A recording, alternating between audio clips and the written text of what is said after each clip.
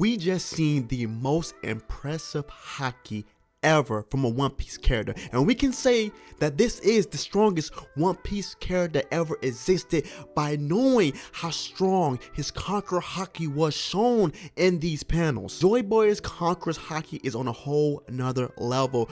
We've seen a little bit of Conquerors throughout this series, but this right here, Joy Boy's Conqueror's haki, and this was the most strongest haki he could suppress in this tie knot. This is just an amazing feat for Joy Boy himself. We really thought Shanks' haki was the pinnacle of Conqueror's haki when he had someone like Green Bull petrified and paralyzed and so scared when his Conqueror haki touched Green Bull. To see something like this as an example of his strongest haki tied in the knot is so amazing. He had so many people fainting.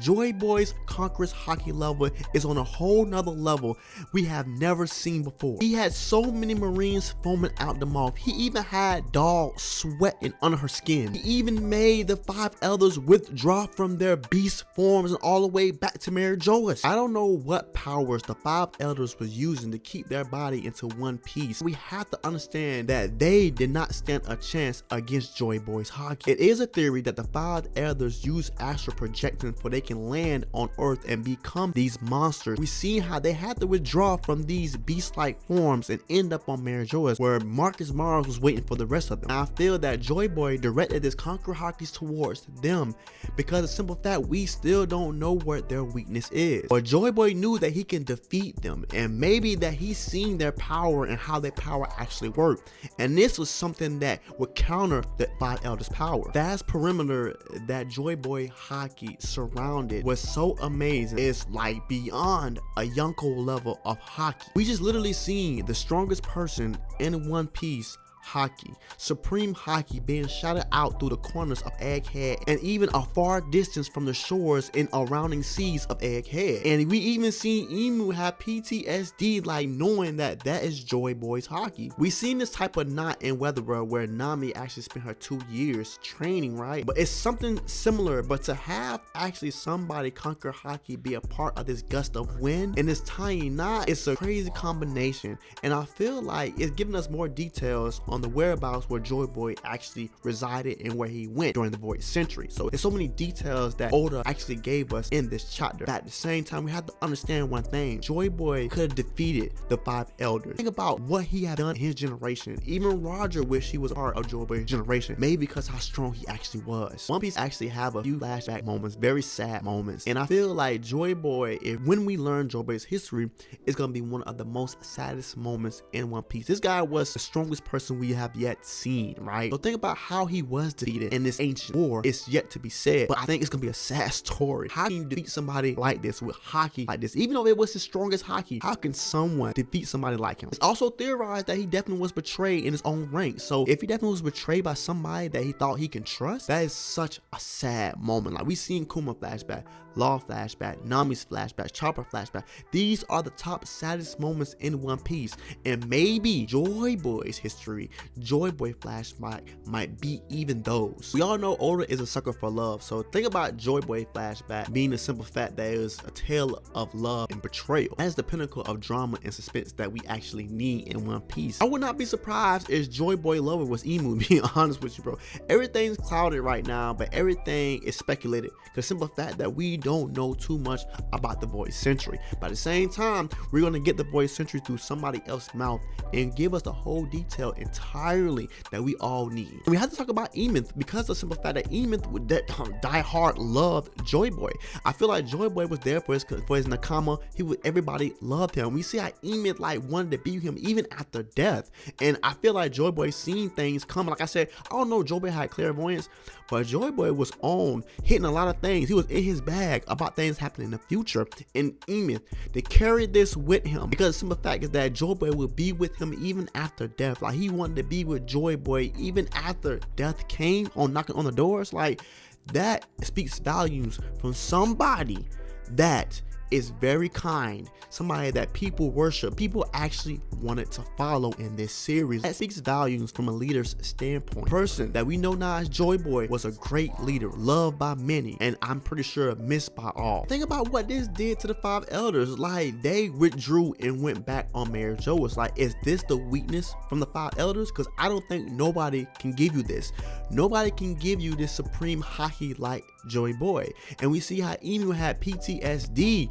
Like, he knew that this was Joy Boy's haki. Like, he was shaking, or she was shaking in her boots or his boots. It's not been clarified if he's a woman or a man yet, but they were shaking. PTSD all around the board. Been saying this for a long time now, that once we seen Jay Garcia Saturn being in the midst of a battle on Egghead and the other 5 elders trying to fight it out with the Straw Hats, that we're gonna see the weakness of the 5 elders. Before we get the last chapter of Egghead, we're gonna see what the 5 elders' weakness is, because how else are we gonna see it if the 5 elders might not come out of Mary Joyce anytime soon? So to know that if the 5 elders' weakness is somebody with supreme haki like Joy Boy, I don't think that that is sort of a weakness, but it's something that we can look forward to somebody actually having that compared to Joy Boy on supreme haki basis. Maybe Luffy can reach this point, but I don't see it happening anytime soon. But to know that maybe the 5 elders are just scared of Joy Boy, maybe Joy Boy coming back, the person that they faced back then, and they're very petrified and scared that this guy is strong, made them withdraw. But I don't know if this is a weakness or not. With this level of haki, they might just fear this man. They might just fear Joy Boy. And I can't say it was all about Elb, because Jay Garcia Saturn was still there and he's looking at Emith. I don't know what Jay Garcia's plan is with Emith, but he's gonna have his way with Emith, and I don't think Jay Garcia Saturn is gonna let him out anytime soon. But it is key to speculate what is Jay Garcia's plans with Emith, and going forth, what will Emith help Jay Garcia Saturn do? I quickly want to mention Buggy out real quick. Now, his people were following him throughout the ends of the globe, and we see that Mihawk Crocodile still running the charge. Like, we're still getting the finalists of everybody who might just find One Piece. We're definitely seeing Buggy grow up in our eyes. He's embracing this role of maybe Pirate King, Yonko level type of person. We know he's not, but he's actually giving us like, dang, Buggy, like, the people really follow you for a good reason. We seen how he shouted out and crying that he wanted to find the One Piece with his Nakama, but like, to see, this is a whole nother level of Buggy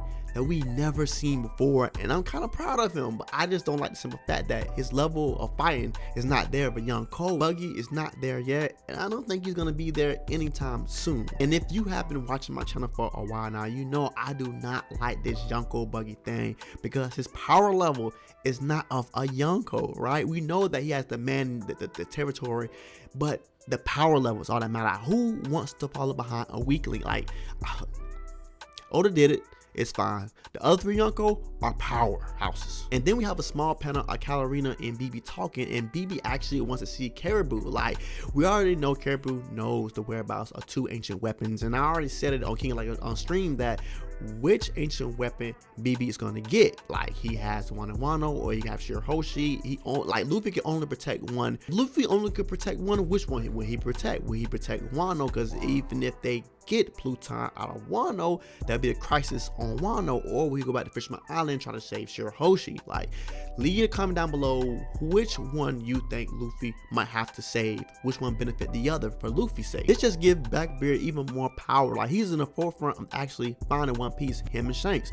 So this ancient weapon, he needs it. Jay Garcia Saturn, he has it. So Blackbeard is definitely in the forefront of actually trying to find One Piece with all of these things he accumulated within a short time frame. And also, can we please talk about Galaxy Impact in the manga? Like, I know there are some mixed feelings.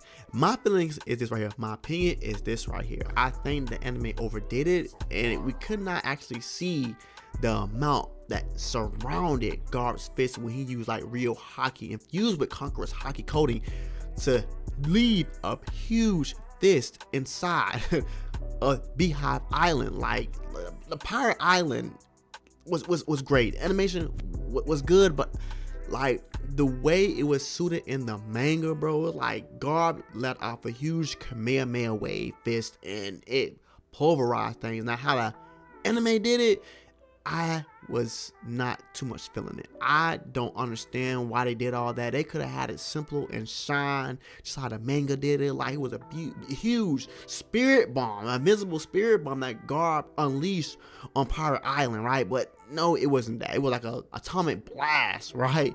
Atomic blast in the anime. I think they kind of overdid it. In my opinion, I think they overdid it, but at the same time, you know, it was nicely, it was okay. I just felt like the manga definitely depicted it very much better than anime could ever do, and I don't want anime ever doing that again. Like, you took that from us, in my opinion, but it seemed like it was two different attacks, like how Garb had it, and that's fine. In my opinion, I think the manga did it better. In your opinion, the anime probably did it better, and that's fine. Everybody have a different opinion of things. We all share the same like thoughts about One Piece. We all love One Piece. We should have a different opinions because that's what makes the world so better. Like, everybody feel the different ways about certain things, and I'm not saying it was bad. I just, like I said before, I think the manga did a better job of like showing Galaxy Impact more than the anime, which it was like a atomic bomb that lasted about like 30 minutes. But hey, you know, it was good. The animation was great, and we're gonna see Kizaru versus Garp next, and I'm super excited about that. I'm so happy to actually see this fight unleash. Great episode, by the way. Was great. Manga was even better, with Joy Boy's supreme haki being shown. Joy Boy loving his nakama. You know, Emeth really loved Joy Boy. Like, we've seen kind of the weakness of the 5 elders. Maybe it could be a PSD because it was, everybody knew that it was Joy Boy's Conqueror's haki. But I'm telling you right now, I don't see anybody coming close to that Conqueror's haki other than Shanks. Like, Shanks Conqueror's haki, his haki, oh my gosh, on a whole other level.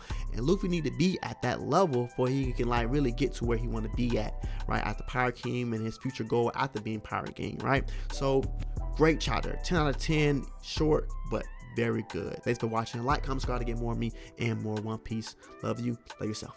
Peace.